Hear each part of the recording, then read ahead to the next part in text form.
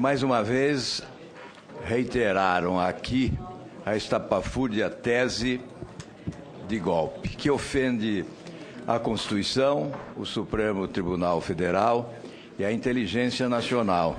Hoje, mais uma vez, conhecemos o itinerário deste crime de responsabilidade, que começa a dar sinais por volta de 2013, 2 anos e meio antes desta discussão, 1 ano antes da eleição, técnicos do Tesouro Nacional alertavam o governo e a presidência da República e sugeriam que essa prática não deveria ser adotada, sob pena de que esqueletos teriam que ser expostos futuramente. Eles estão sendo expostos agora. Começaram a ser expostos pelo Tribunal de Contas da União. Aliás, a contabilidade criativa, que alguém já denomina de contabilidade destrutiva, foi adotada ao longo do tempo com consciência. Portanto, o crime de responsabilidade que se deu é um crime doloso, sim, a meu ver. Ou, ao menos, estabelece a existência de culpa grave da parte da Presidente da República. Essas mágicas contábeis foram reiteradas. Ainda ontem, há um produto da mágica contábil, quando a Presidente anuncia um aumento de 9% para o Bolsa Família, sem previsão orçamentária, extrapolando os limites orçamentários. Os 28 bilhões constantes do orçamento não são suficientes para atenderem à demanda desse aumento anunciado pela Presidência da República como uma espécie de cortesia com chapéu alheio, já que ela está vivendo os últimos momentos do seu mandato e não terá como honrar esses compromissos. Aliás, mágica contábil gravíssima é essa que se deu com a transferência de cerca de 716 bilhões de reais ao BNDES, sendo que mais de 400 bilhões tendo origem no FAT, aliás, 200 e poucos bilhões com origem no FAT, PIS/PASEP e FGTS, portanto, recursos dos trabalhadores brasileiros subtraídos para uma transferência a grupos econômicos nacionais, privilegiados pelos ocupantes da Presidência da República nos últimos anos, e a países ideologicamente próximos dos governantes brasileiros. Algumas ditaduras corruptas e sanguinárias foram alimentadas com recursos dos trabalhadores brasileiros e do Tesouro Nacional, 716 bilhões, com um tempo de empréstimo que ultrapassa as normas estabelecidas pelo próprio BNDES. Cuba, por exemplo, tem 25 anos para pagar. E pagará? Essa é a pergunta. Gana, 19 anos e meio para pagamento. Gana pagará? Eu tenho as minhas dúvidas. Essa transferência foi alvo também da contabilidade criativa, da mágica fiscal, porque o governo em nenhum momento contabiliza esses recursos na composição da dívida bruta do país. E esses recursos do Tesouro repassados ao BNDES foram recursos transferidos a grupos econômicos nacionais, alguns falidos, e a nações estrangeiras, como se não faltassem recursos entre nós, como se os trabalhadores brasileiros não necessitassem desses recursos. Eu considero isso gravíssimo. produto da contabilidade criativa que se tornou contabilidade destrutiva, já que os interesses nacionais foram alvejados. Eu faço algumas perguntas, especialmente ao Procurador de Contas, já que o Tribunal de Contas é que alicerça tecnicamente essa proposta de crime de responsabilidade que estamos aqui enfrentando. O Tribunal de Contas eu considero uma corte com quadros técnicos excepcionais, de alta credibilidade, de enorme respeitabilidade, e não deveria estar sendo ofendido por pretensos entendidos em contabilidade, em contas públicas, em crime de responsabilidade, etc. Eu indago, para algumas pessoas, as irregularidades que fundamentam essa denúncia, as pedaladas e os decretos de crédito suplementar, essa fraude dos decretos, são meras questões contábeis. E eu pergunto, é isso mesmo? Qual a gravidade jurídica dessas condutas? Qual é o impacto que elas têm sobre a economia, os direitos sociais, a vida real dos brasileiros? A repetição em 2015 de fatos indicados pelo TCU como possíveis irregularidades no processo das pedaladas e na apreciação das contas do governo constitui uma condição de agravamento da conduta da Presidente da República? A realização de operações de crédito irregulares junto à Caixa, ao Banco do Brasil e ao BNDES na casa dos bilhões de reais, 1 bilhão, 2 bilhões, 6 bilhões, por um longo período de tempo, beneficiou de alguma forma diretamente a Presidente da República, especialmente no pleito eleitoral de 2014? Se a emissão dos decretos de abertura de crédito suplementar por si só não tem o condão de impactar o resultado fiscal, qual a gravidade dessa conduta? Porque ela deveria ensejar o impeachment da Presidente da República? Se a Presidente da República utilizou as pedaladas fiscais e a gestão orçamentária e financeira da União em benefício próprio no último ano do seu mandato e com propósitos eleitorais, devemos entender que a Constituição impede sua responsabilização durante o novo mandato?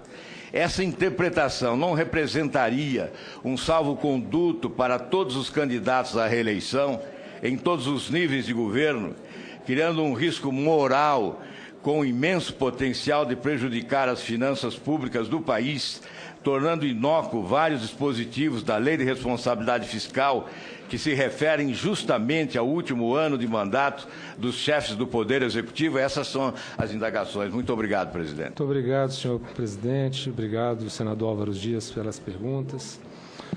Evidentemente, não são meras questões contábeis.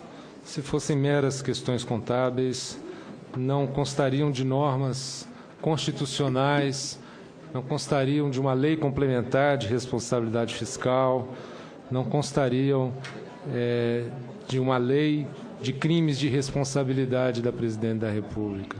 As condutas são graves, significam desrespeitar a lei orçamentária, significa desrespeitar a soberania do Congresso Nacional em definir a despesa pública.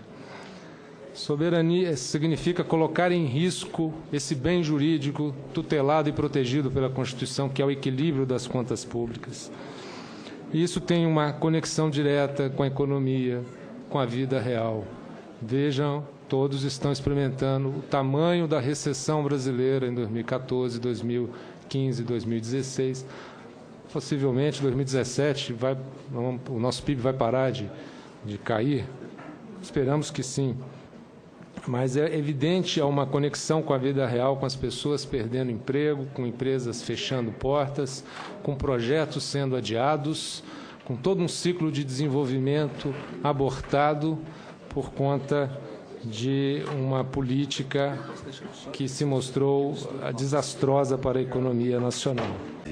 De enorme respeitabilidade, e não deveria estar sendo ofendido por pretensos entendidos em contabilidade, em contas públicas, em crime de responsabilidade, etc. Eu indago. Para algumas pessoas, as irregularidades que fundamentam essa denúncia, as pedaladas e os decretos de crédito suplementar, essa fraude dos decretos, são meras questões contábeis. E eu pergunto, é isso mesmo?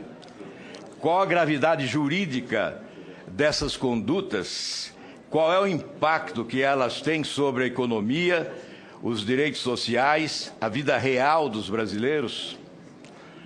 A repetição em 2015 de fatos indicados pelo TCU como possíveis irregularidades no processo das pedaladas e na apreciação das contas do governo constitui uma condição de agravamento da conduta da Presidente da República? A realização de operações de crédito irregulares junto à Caixa, ao Banco do Brasil e ao BNDES na casa dos bilhões de reais, 1 bilhão, 2 bilhões, 6 bilhões, por um longo período de tempo, beneficiou de alguma forma diretamente a Presidente. Mais uma vez, reiteraram aqui a estapafúrdia tese de golpe, que ofende a Constituição, o Supremo Tribunal Federal e a inteligência nacional. Hoje, mais uma vez, conhecemos o itinerário deste crime de responsabilidade, que começa a dar sinais por volta de 2013, 2 anos e meio antes desta discussão, 1 ano antes da eleição, técnicos do Tesouro Nacional alertavam o governo e a Presidência da República e sugeriam que essa prática não deveria ser adotada, sob pena de que esqueletos teriam que ser expostos futuramente. Eles estão sendo expostos agora. Começaram a ser expostos pelo Tribunal de Contas da União. Aliás, a contabilidade criativa, que alguém já denomina de contabilidade destrutiva, foi adotada ao longo do tempo com consciência. Portanto, o crime de responsabilidade que se deu é um crime, aliás, 200 e poucos bilhões com origem no FAT, PIS/PASEP e FGTS, portanto, recursos dos trabalhadores brasileiros subtraídos para uma transferência a grupos econômicos nacionais, privilegiados pelos ocupantes da Presidência da República nos últimos anos, e a países ideologicamente próximos dos governantes brasileiros. Algumas ditaduras corruptas e sanguinárias foram alimentadas com recursos dos trabalhadores brasileiros e do Tesouro Nacional, 716 bilhões, com um tempo de empréstimo que ultrapassa as normas estabelecidas pelo próprio BNDES. Cuba, por exemplo, tem 25 anos para pagar. E pagará? Essa é a pergunta. Gana, 19 anos e meio para pagamento. Gana pagará? Eu tenho as minhas dúvidas. Essa transferência foi alvo também da contabilidade doloso, sim, a meu ver. Ou, ao menos, estabelece a existência de culpa grave da parte da Presidente da República. Essas mágicas contábeis foram reiteradas. Ainda ontem, há um produto da mágica contábil, quando a Presidente anuncia um aumento de 9% para o Bolsa Família, sem previsão orçamentária, extrapolando os limites orçamentários. Os 28 bilhões constantes do orçamento não são suficientes para atenderem à demanda desse aumento anunciado pela Presidência da República como uma espécie de cortesia com chapéu alheio já que ela está vivendo os últimos momentos do seu mandato e não terá como honrar esses compromissos. Aliás, mágica contábil gravíssima é essa que se deu com a transferência de cerca de 716 bilhões de reais ao BNDES, sendo que mais de 400 bilhões tendo origem no FAT, habilidade criativa, da mágica fiscal, porque o governo em nenhum momento contabiliza esses recursos na composição da dívida bruta do país. E esses recursos do Tesouro,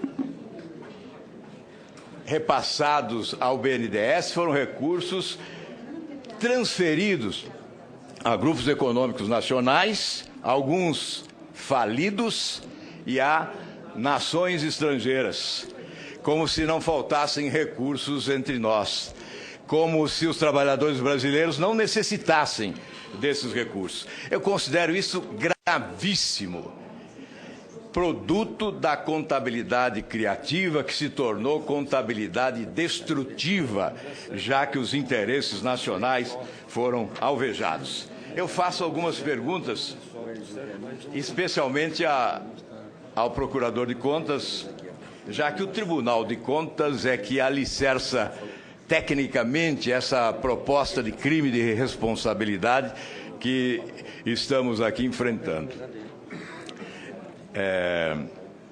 O Tribunal de Contas eu considero uma corte com quadros técnicos excepcionais, de alta credibilidade,